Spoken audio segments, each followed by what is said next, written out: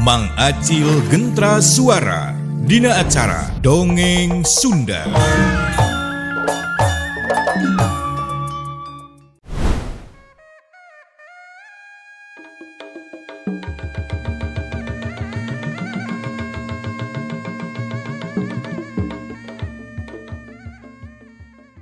Ari Birong harita teu ngarasa asa dihina ku Wikanta.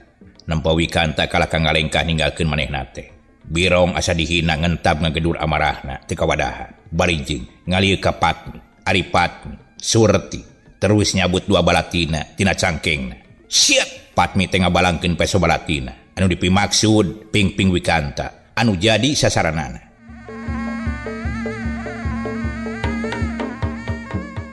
Orokaya Wikanta geus bisa nempok kana serangan lawan. Sabot balati muter harita teh nuju ka manehanana. Wikanta langsung luncat ka gigireun Birong bari sakalian ngabuskeun tenggeulan kana puhut ceuli Birong. Curelat plos. Peso Patmi teh ngeplos, labas nancep kana tani pas pisan hareupeun Wikanta. Gorowok atuh Birong teh anu kabeunangan ujug-ujug ngagorowok.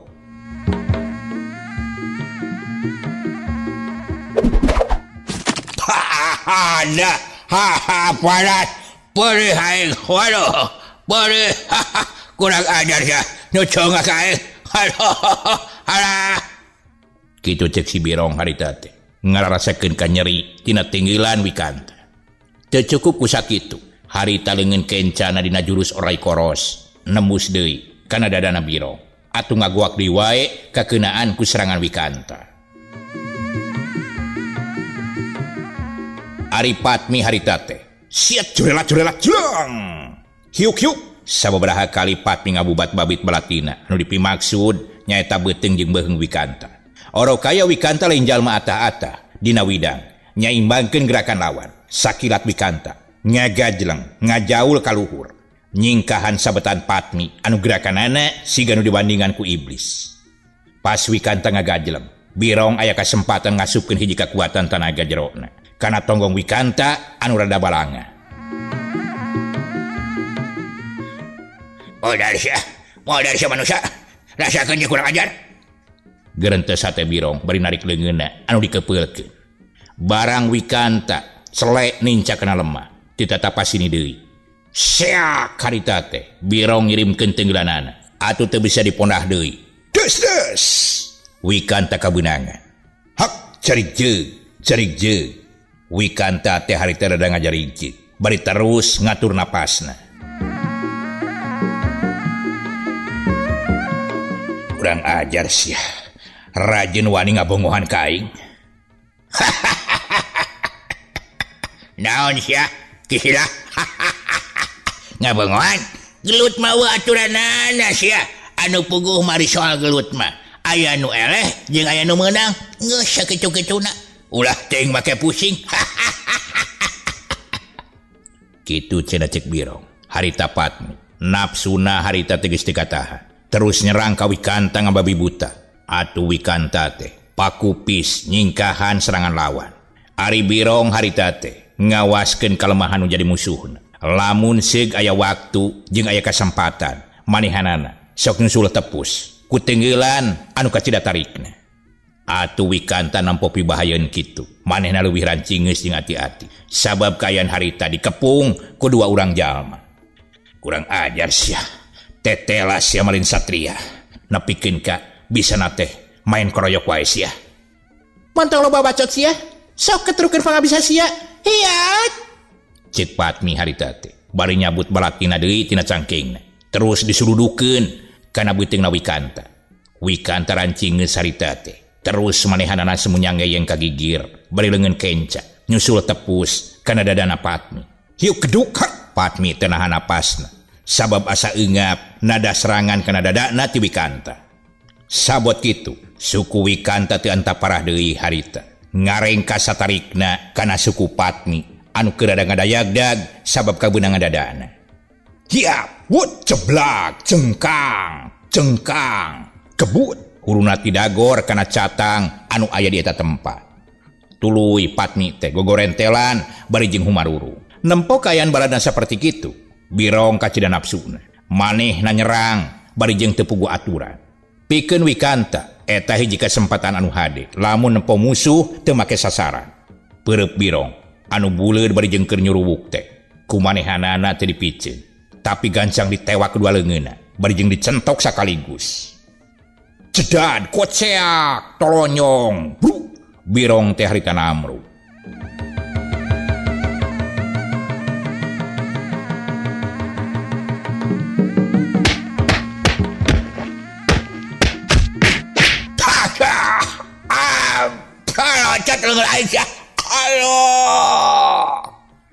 Kitu harita teh cek Birong bruk namru terus sumaruru. Ari Wikanta nempo kayan dua musuh geus ngajoprak kitu mah pok nyarita ka jalma anu dua. Gisila anjeun sing sadar ulah nyieun kaonaran wae. Ayeuna kukula dihampura dibere hirup nyawa anjeun teu dipeti ku aing, tapi hiji mangsa ngieun kaonaran deui geus moal aya hampura keur sia. Kitu cek Wikanta bari memener babawaanana. Kurang ajar ya, rasakeun wawalas ti aing sia. Hiji mangsa bakal panggih jeung aing, bakal panggih deui jeung sia. Aing bakal males kanyerian ka sia deuleu. Kitu cek Birong.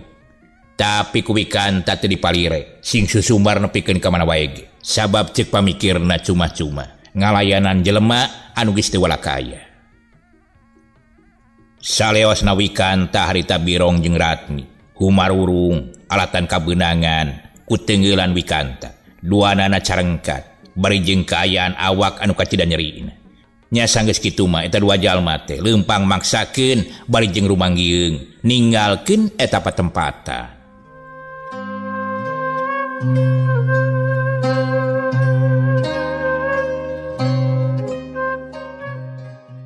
Harita Wikanta terus leumpang nuju ka lemurna.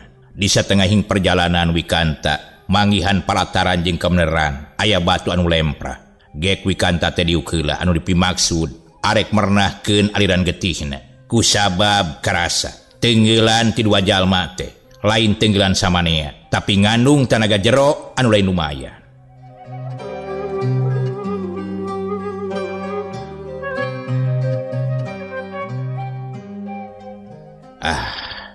Aing kudu bisa tepi ka imah ya.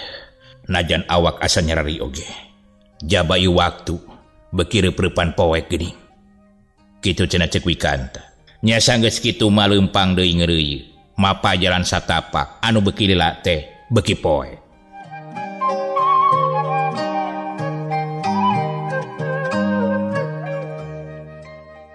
Kacaturkeun di imah Wikanta. Harita wanci geus poek. Iwin jeung dua anakna anu masih kene area dina golodog bari masih kene dariuk nungguan Wikanta anu jadi bapana can wae mulang nambahan kahariwang keur Iwin salaku pamajikanana. Ari Darma anu jadi anakna harita teh nempo indungna ngalamun bangun jarau paninengan pok nyarita. Nah mah ulah ulang-ulang wae sok sanajan abdi ge hariwang nama ka bapa teh, tapi ulah loba ting pamikiran mah kuring percayalah ka bapa lain lalaki anu epes meer anu jadi kupati. Darman malahan maato boga bapa anu gede wawanen teh ngarasa reueus jeung bangga boga bapa dipercaya jadi ketua pamuda. Cirina bapa teh dihargaan dina widang wawanen teh berarti bapa Darman teh lalaki anu gede tanggung jawab nya di kulawarga jeung di masyarakat. Kudu kitu mah ari jadi lalaki mah cik Darman. Jol ngabeberah baik kanu jadi indungna sabab geus surti. Indungna kacida melangna kanu jadi bapakna. Ih lain kitu Ujang. Keukeuh we emak mah. Sing bapa maneh sebut sakti ogenan boga pangabisa, tapi pan ari jalma teh sok kena ku apes. Bari jeung nyekel kapercayaan sakampung.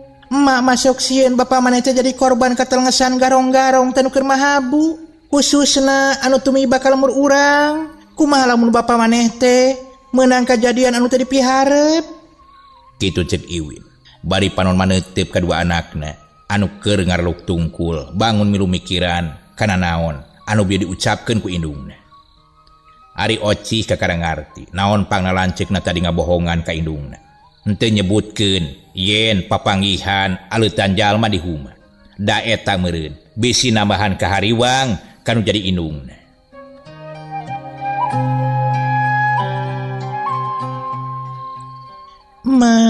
Ma teu seur emutan. Keun bae masalah kepercayaan ka bapa anu dilimpahkeun ti warga kampung kanggo lulugu ngajaga keamanan.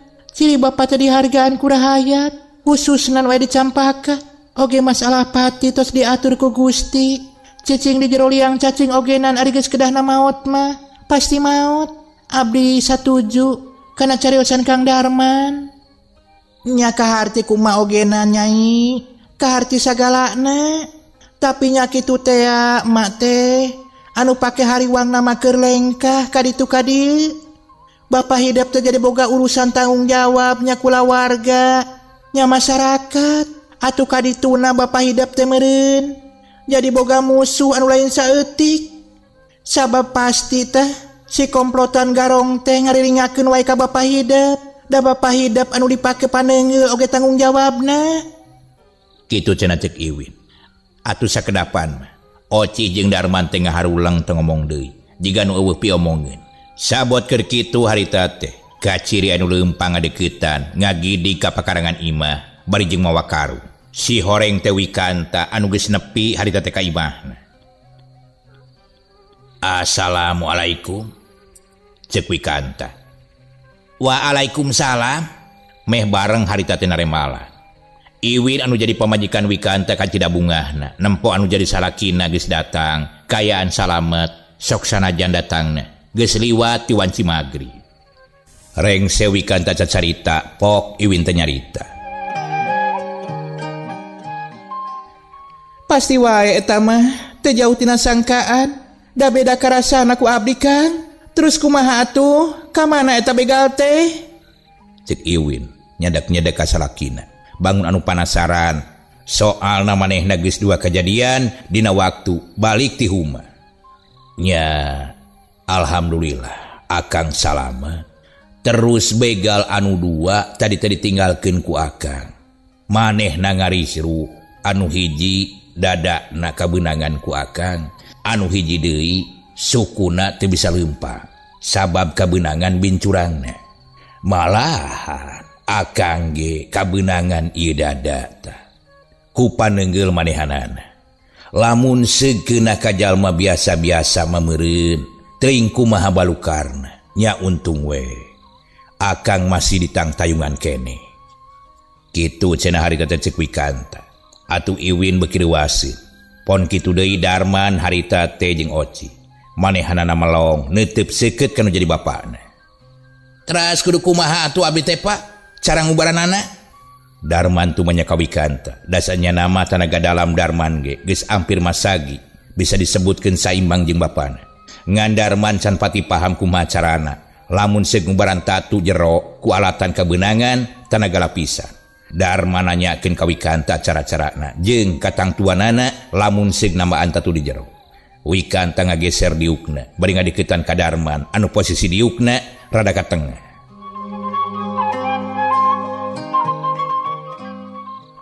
Ilmu anu kacangking ku hidup memang geus masaki bisa digunakeun keur namaan atawa ngubaran anu kakeunaan ku teunggelan tanaga jero.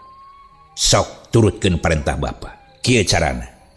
Cek Wikanta harita teh ngarandag heula nyaritana bari ngatur napas jiga nu keur ngantelkeun urat-uratna anu aya dina awakna.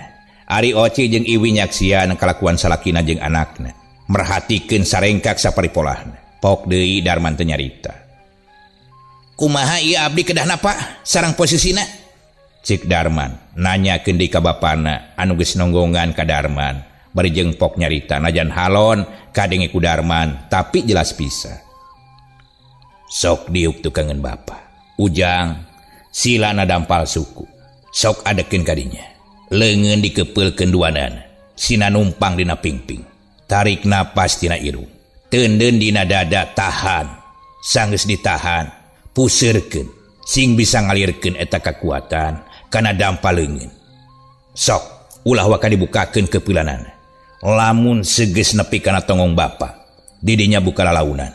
Leungeun katuhu usapkeun ka handap, terus puterkeun deui ka luhur kana posisi awal.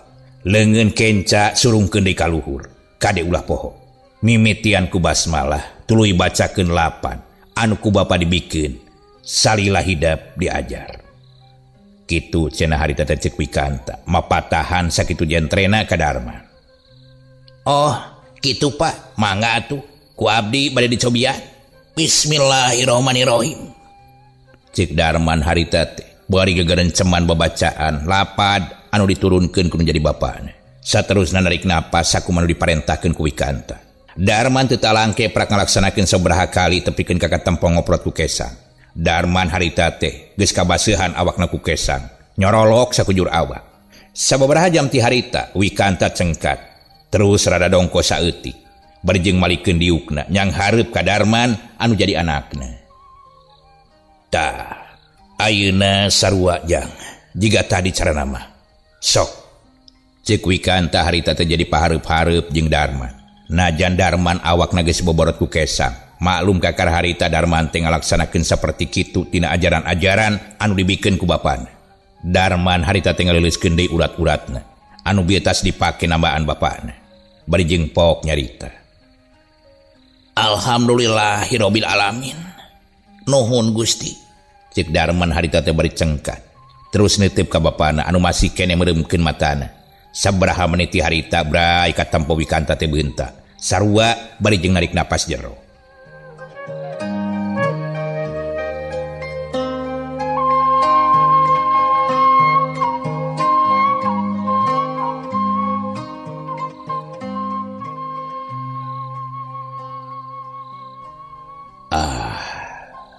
Bapa percaya ka Ujang. Najan Ujang budak keneh tapi geus bisa musirkeun hiji kakuatan. Pikeun nyegerkeun tatu anu diakibatkeun ku bentrokna dua kekuatan batin anu dumasar kana pangalaman bapa basakeun ngora. Jigana Ujang geus bisa ngungkulanana. Lamun seug keur kadese ku musuh. Bisa oge ku cara kitu dilakukeun ku sorangan. Darman harita teh ngahuleng atuh. Ngadenge caritaan bapana kitu. Teu lesot bari jeung neuteup ka bapana pok nyarita. Naha maksudna tiasa malik kitu Pak? Teu ngartos abdi mah. Geus Ujang. Engke ogenan bakal paham, bakal ngarti. Sanggeus Ujang ngendalikeun kakuatan anu aya dina awak Ujang. Jeung geus ngahiji kakuatan anu aya di sabeureureun awak urang. Kitu ceuk Wikanta. Atuh Darman teh beuki teu ngarti wae kana sagala nu diucapkeun ku Wikanta. Bari jeung budak gideg sirah kaciri teu paham kana naon-naon nu diucapkeun. Kumaha ayeuna Pak anu karaos ku bapa? Cik Darman bari malik nanya ka bapana. Ari Wikanta teu waka ngajawab harita teh pananya Darman. Kalah kamelong we kaburuan imah anu remeng-remeng kacangan ku Damar anu ngait dina bilik. Sakolebat Abah Anang anu jadi bapana kabayangkeun basa manehna ke rumah jakene. Nah, aing teh goreng kasebutna tuh. Hiji lalaki kudu seber ku wawanen. Keheulaanan. Jangan naon. Mang tahun-tahun aing ngulik ilmu pangaweruh. Sasatna dilatih diajarkeun kudu jadi bapa sorangan. Lamun can bisa ngamalkeun ilmu jeung ngabelaan kulawarga oge balarea. Kumaha lamun sig aya kejadian terus anak aing salamet tapi pangeusi lembur campaka jadi korban gorombolan mana teuing tah pasti disalahkeun ku Kang Sumarna. Salaku pupuh lembur di dieu aing teh geus bener-bener teu tanggung jawab kana amanah anu dibikeun ka aing. Kitu sawangan jeung lamunan Wikanta dina waktu eta.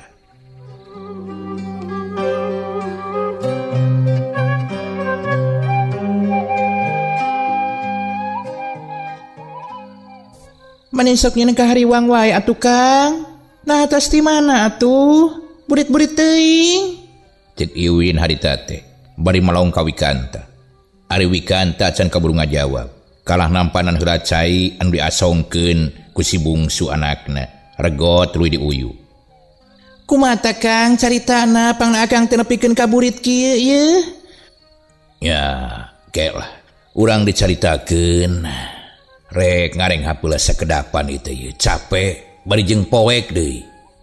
temal wikanta harita teh. Rada salse manehanana, samemeh cumarita naon anu jadi pertanyaan kula wargana. Disalin heula atuh Kang teh, bili asup angin. Cik Iwin bari ngasongkeun salin ka salakina anu diuk pahareup-hareup harita teh jeung Darman. Nya atuh bapa rek cai heula nya, arek babersih. Kitu cenah cek wikanta harita teh bari leos ka pancuran. Anu maksudna mah arek babersih mandi. Nya Iwin, Oci jeung Darman teu bisa kumaha atuh. Najan panasaran ge hayang nanyakeun naon anu geus kajadian ku bapana, nepikeun ka balik ku wanci kitu. Keur kitu wikanta teh geus beres teh caina, terus ka kamarna. Sanggeus kitu ge ngariung deui jeung kulawargana di hareup. Bapa sadar jeung rumasa can bisa nyugemakeun salila ieu ka hidep duaan. Nah, Bapak, make jeung nyarios kitu sagala rupi. Kumaha ieu teh, Pak? Nya meureunnan kieu ujah. Bapak teh lalaki ari kudu jejerih ku pati make heulaana. Najan Bapak kudu perlaya di medan Danalaga, nggoning ngabelaan kapentingan balarea anu ayeuna kerja di bahan kariweuh ku kajadian-kajadian sato-sato anu diparalingan. Tah, Bapak teh satekah pola. Kumaha carana keur ngamankeun lemur urang khususna bari jeung diri pribadi kaayaan salamet. Ya kumaha atuh kajadian anu sabenerna Kang? Pek geura caritakeun atuh supaya abdi jeung barudak teh henteu jadi bahan tanda tanya wae. Aya naon tadi teh nu kajadian? Cik Iwin keukeuh manehna mah panasaran sabab omongan salakina asa can kaharti jeung kajadian anu lumangsung wikanta balik peuting ka imahna. Bapa teh tadi dipegat ku dua begal, anu hiji lalaki, anu hiji deui awewe. Kieu lalakon anu sajentre-jentre nama.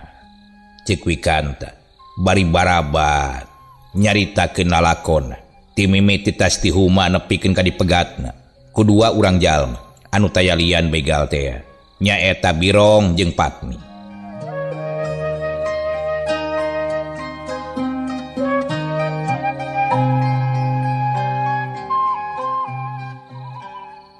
Ari Iwin, Darman jeung Oci kelas silih reret we tiluanan. Bari ret deui kanu jadi bapana anu keur ngahulang bari jeung ngalamun. Pok Darman teh ngagebahkeun lamunan wikanta ku cara nanya kanu jadi bapana. Nah aku naon Pak? Jiga nu ngalamun geuning ngemutan kajadian naon deui? Cik Darman meupeuskeun kayan wikanta anu keur biur sampiung ngalamun. Gebeg wikanta teh rada ngarenjay. Pok wikanta teh nyarita. Ulah hariwang ujah, ulah melah. Bapa ayeuna karasa seger jeung cager, sehat deui ayeuna mah. Kitu teh malawi kanta. Nuhun atuh Bapa nuhun. Upami kayan kitu mah eta anu dipimaksad ku abdi teh. Hampura Bapa teh bieu ngalamun sakeudi. Pamikiran Bapa kumalayang ka mangsa-mangsa katukang. Dina mangsa Bapa keamanatan ku aki hidep. Yen Bapa teh kudu bener-bener bisa ngamalkeun ilmu panemu katurunan. Kadua bisa ngamalkeun kabalarea anu ngabutuhkeun ku pitulung. Tah eta anu jadi panglamunan Bapa. Lebah dieuna Bapa teh kudu bener-bener ngajalankeunana kalayan ikhlas. Kahiji ulah dibarengan ku pamrih. Kaduana ikhlas toh pati jiwa raga demi ngabela keamanan, demi ngabela balarea tina bancang pakewu anu keur tumiba dina waktu ayeuna. Lajeng kumaha Pak? Cik Darman harita teh ngengklokan. Tah anu satuluyna hidep utamana cikal bakal penerus Bapa oge sarua sing bisa ngajalankeunana. Ulah nepikeun ka ajaran anu diajarkeun ku aki hidep anu turun ka Bapa, ti Bapa diamanatkeun ka hidep jadi lain dina ngalakonanana. Sabab ilmu anu aya lamun dijalankeun nepikeun kana jalan teu hade bakal jadi mahala mahayu lain bisa ngabela balarea sokomo bisa ngabela diri sorangan. Kana diri sorangan ge mantak cilaka ujang. Ta eta sabenerna anu mantak Bapa teh rada ngahulang sakedapan mah. Cek Wikanta harita tengah jelaskin panglamunanana ka sararea. Sumuhun ngartos pami kitu mah Pak. Mudah-mudahan we abdi tiasa ngajalankeun sagalana, tiasa ngajalankeun oge amanah sareng pituah ti Bapa. Nya, geus ayeuna mah Bapa karasa awak rada leuseuh, oge hidup ayeuna teh geus peuting can istirahat. Sok ayeuna mah urang istirahat bae, keun poe isuk urang ngawangkong deui.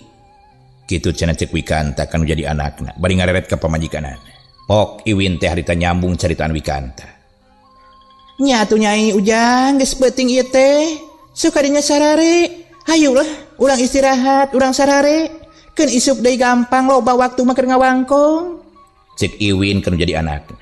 Nya sanggeus kitu mah Wikanta sakulawarga tuluy init ka kamarna sewang-sewangan sarare.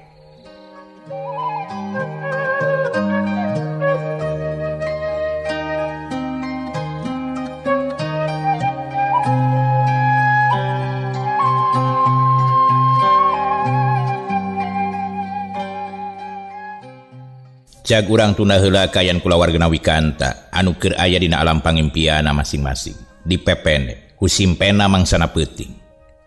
Ayeuna urang caritakeun di hiji tempat aya dua jalma anu keur leumpang bangun ripuh pisan, anu hiji rumanggieung, anu hiji deui leungeun katuhna nyengkle. Eta dua jalma teh taya lian Iwati Birong jeung Patmi anu tas patelak jeung Wikanta.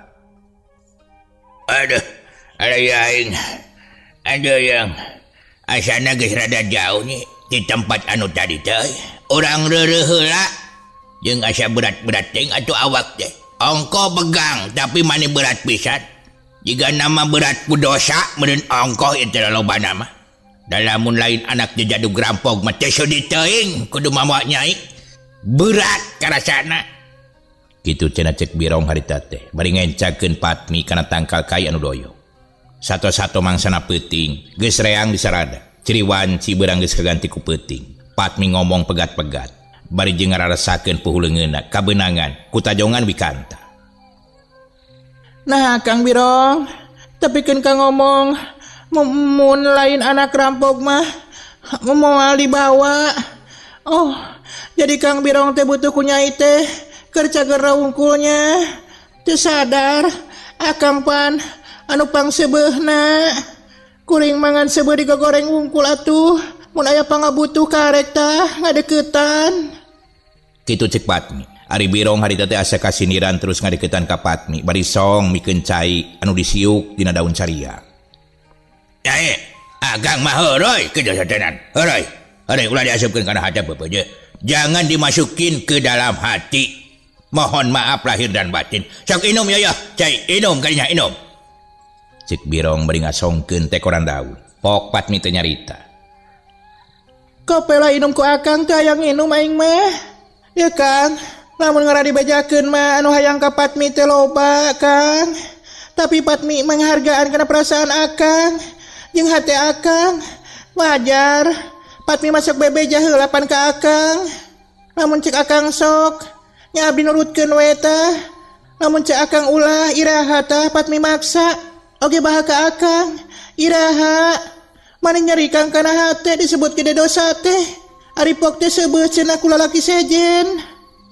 Kitu Cek Patmi bari nganaha-naha harita teh ka Birong. Guys, heureui agang mah kejodohan. Heureui. Geus hayulah urang lumampah deui bisi ka peutingan manten supaya tereh tepi ya ka tempat urang. Kitu cenah harita teh Cek Birong. Nya sanggeus kitu mah Birong teh ngajakan deui Patmi nuluykeun perjalanan bisi ka peutingan manten. Dina sesa-sesa tanaga Birong jeung Patmi lumampah. Mapa jalan naik gunung, turun gunung nincak wahangan, mentas walungan, sup ka hiji leuweung.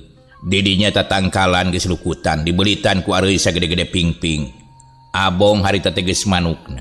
Birong jeung Patmi eueuh rasa sieun sumawona gigis dirogahala ku sato-sato leuweung anu garala. Leuweung gerotan kitu, pangeusina sato-sato gala kaya ning maung, beruk jeung ajat. Harita kadenge hawar-hawar aya sora nu babaung patemalan jeung baturna. Bagong tinggulukuk pasampeuk di jalan terus ting salegrok jiga anu ngajak ngomong ka Patmi jeung ka Birong. Birong jeung Patmi teu malire kalah katonggoy we leumpang hare-hare bari jeung ngarasakeun awak anu ripuh geus hayang-hayang geura tepi kanu dijugjuk. Harita teh anjog ka hiji palataran anu lumayan lega. Ngaranna ge di leuweung. Saha anu daek maresihan leuweung gerotan kitu, lamun lain jalma-jalma anu gede wawanen jeung pinunjul dina wawasena, dina sagala pangabisana. Gorowok harita teh. Birong ngageroan kanu boga tempat.